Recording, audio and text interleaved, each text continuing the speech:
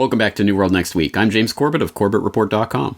And I'm James Evan Pilato of MediaMonarchy.com, and we both welcome you back to another important episode. Everything you need you can find at NewWorldNextWeek.com, audio, video, documentation, and so much more. James, let's get right into it this week with a strange story submitted to us via Twitter by our good friend at GJ Salisbury.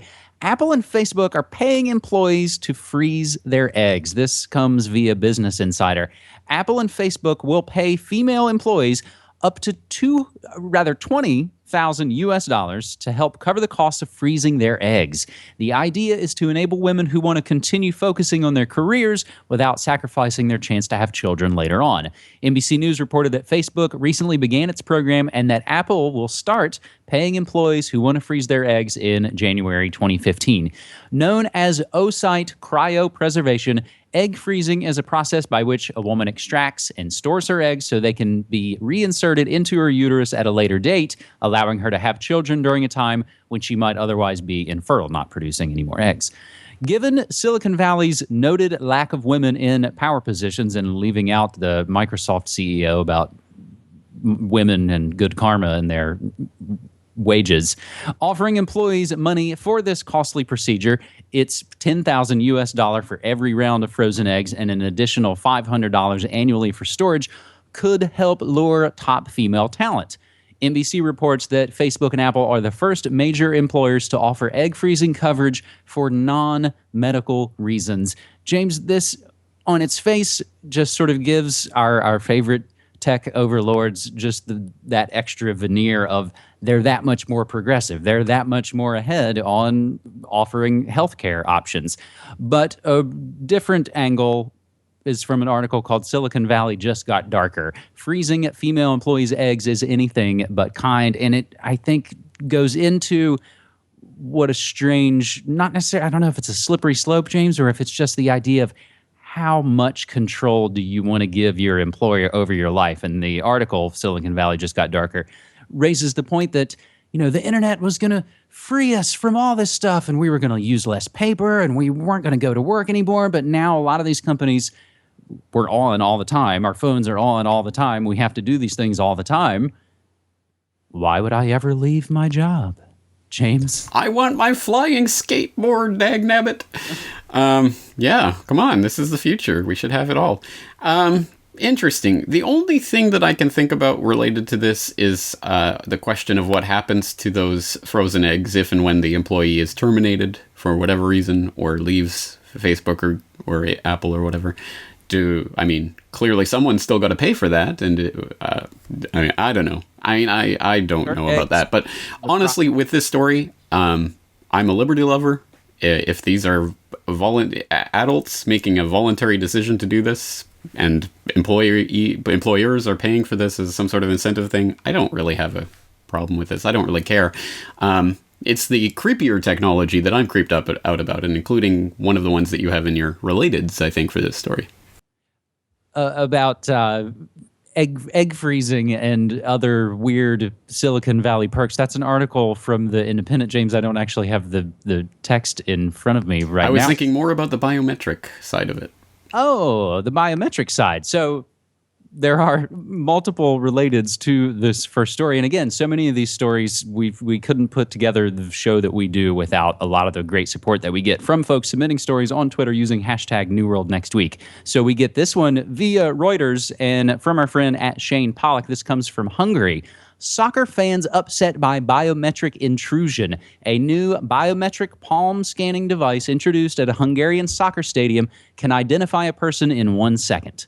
The device, which was introduced to control ticket sales, but has the potential to help curb violence in other European stadiums, has outraged fans now starting to boycott some of the games, James. There's also millions of voice prints being harvested as another biometric tool. That's right. You think of your retina, you think of your face, you think of your thumbprint, your voice print as well. There's no end to the ways we're being databased. And that's creepy. That was basically my point.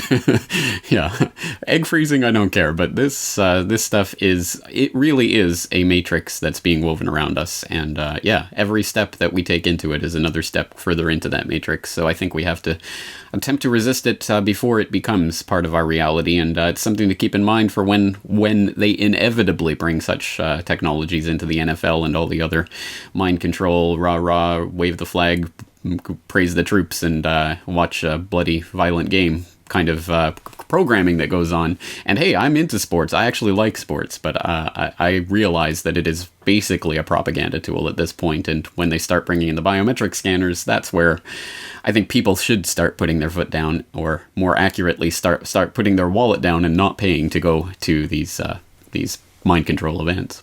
Well, and that's not even to get into all of the greenwashing and the pinkwashing that we see happening, at least in super corporate sports empire here in the States. But James, let's leave behind the brave new world order first segment and move into our second story, which, again, like so many of these things, are developing stories, and we'll implore you to follow the links and do more research on your own. Oil nearly falls below $80 on Oversupply. This comes from CNBC. Brent Crude, and we'll include a link to explain Brent Crude and the other types of crude around the world. Brent Crude fell to a fresh 47-month low on Wednesday before recovering to around $84 a barrel as faltering global growth curbed demand for fuel at a time of heavy oversupply. Oil saw its biggest daily fall in more than 3 years on Tuesday after the West energy watchdog slashed its forecast for world oil demand for this year and for next year.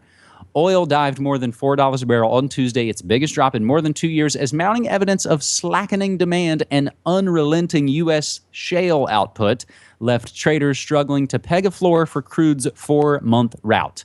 The abrupt acceleration of an over 26% slide in prices since June was triggered by 3 news items that epitomized the market's turn: a downgrade in global oil consumption forecasts, projections for another big boost in shale oil, and reluctance by OPEC members to cut output.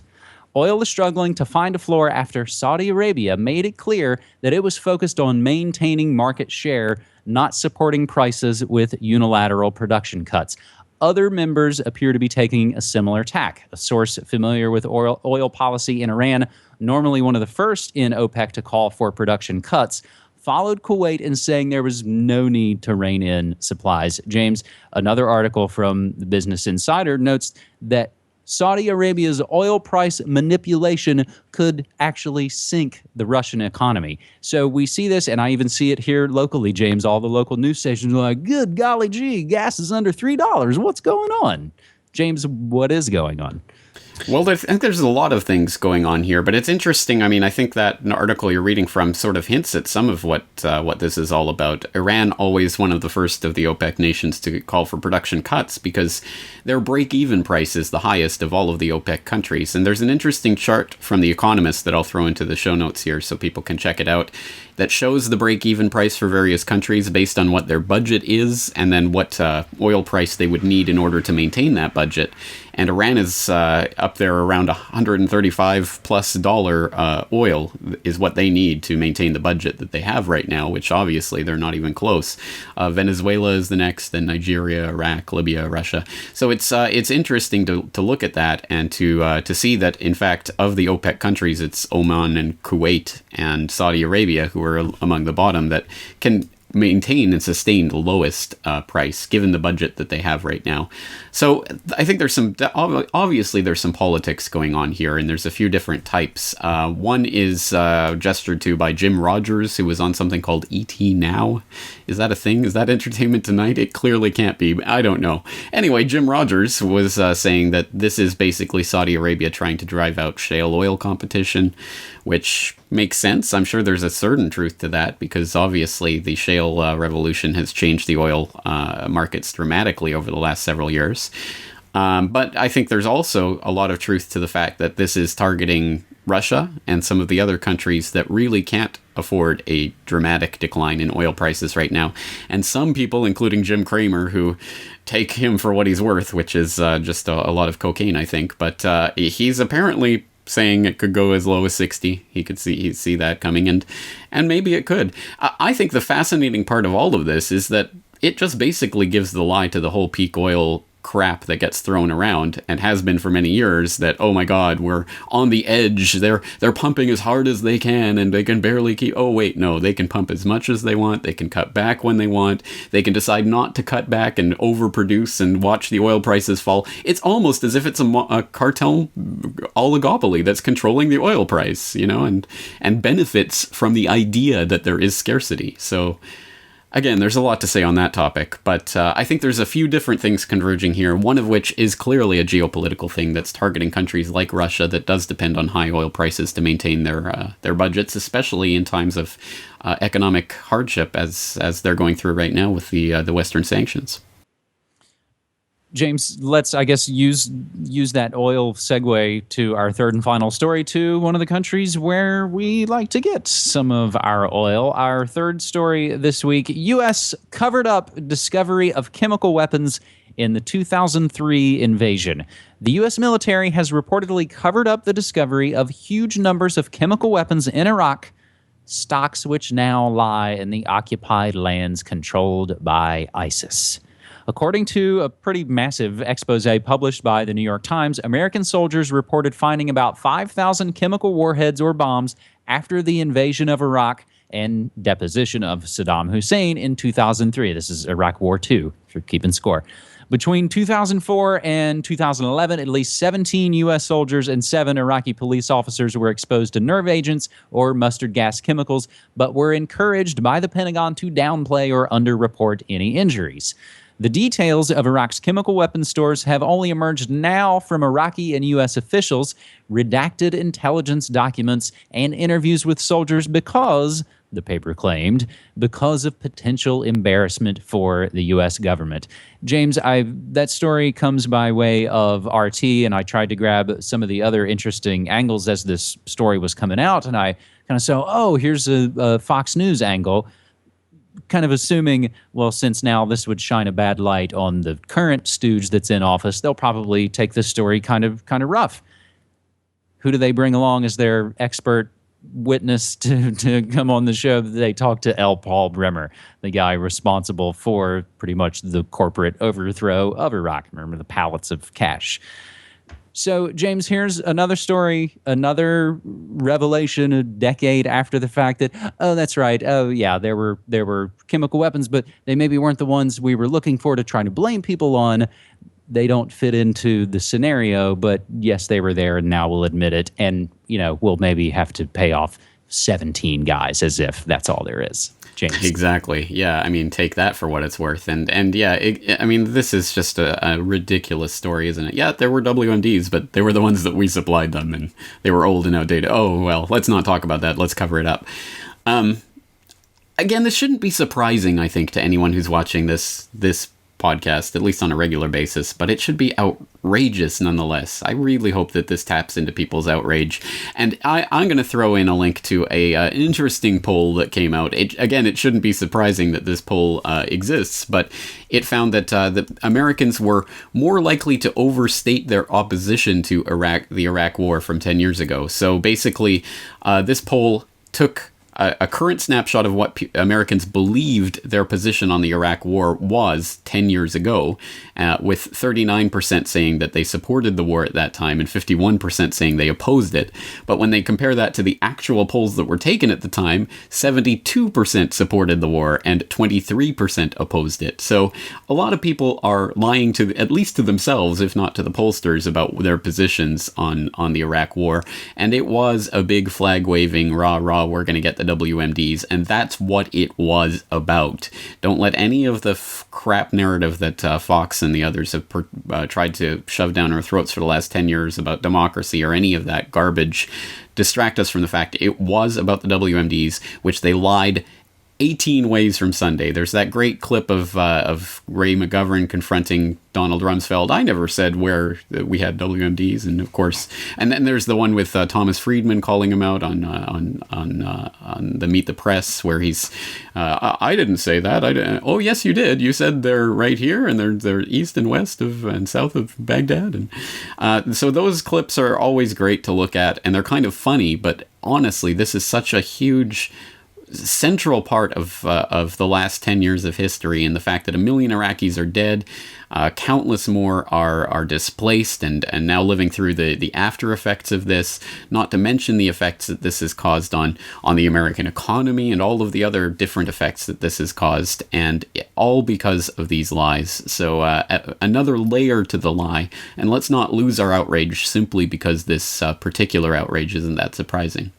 James, when I was first seeing this story, like I said, when I was just going through the text of it, I was like, remember, this is Gulf War II.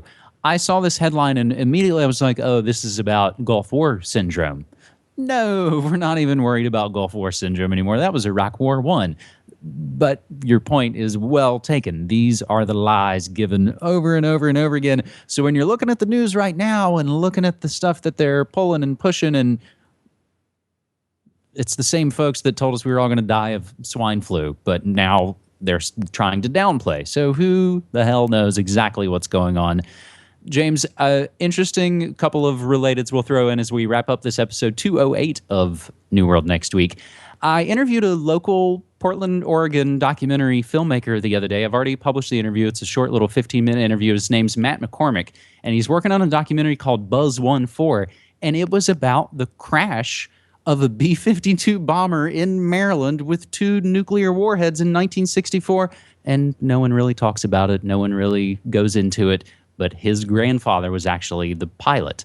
So I love any of these kind of stories that, again, show you just how close we are on the precipice sometimes when you let yourself be ruled by complete lunatic fascists. So, James, our last couple of updates using hashtag New World Next Week coming from our friends Daz Alt Theory and GJ Salisbury and Von Hash. U.S. Army drafts blueprints for World War III, and you can see those PDF documents coming from the Department of War. Romanian president says his prime minister was an undercover spy, and Piers Morgan is an Ebola truther. I think, James, we wrap it up on an Ebola note, just as so much is kind of rapidly changing, and perhaps we'll have to return to the Ebola story in next week or the following week's New World Next Week. But again, it's something we are following. And for folks out there, if you can keep us up to date, again, use hashtag New World Next Week. And on that note, I will be writing about Ebola in my subscriber newsletter this weekend, because I'm really disgusted at the way even some of the alt media is pumping the fear porn around this, and I think we have to dispel that. So, an important topic. I'm sure we will return to it in the future, and we'll leave it there for this week. James, thanks again for these great stories. All right, man. Thank you.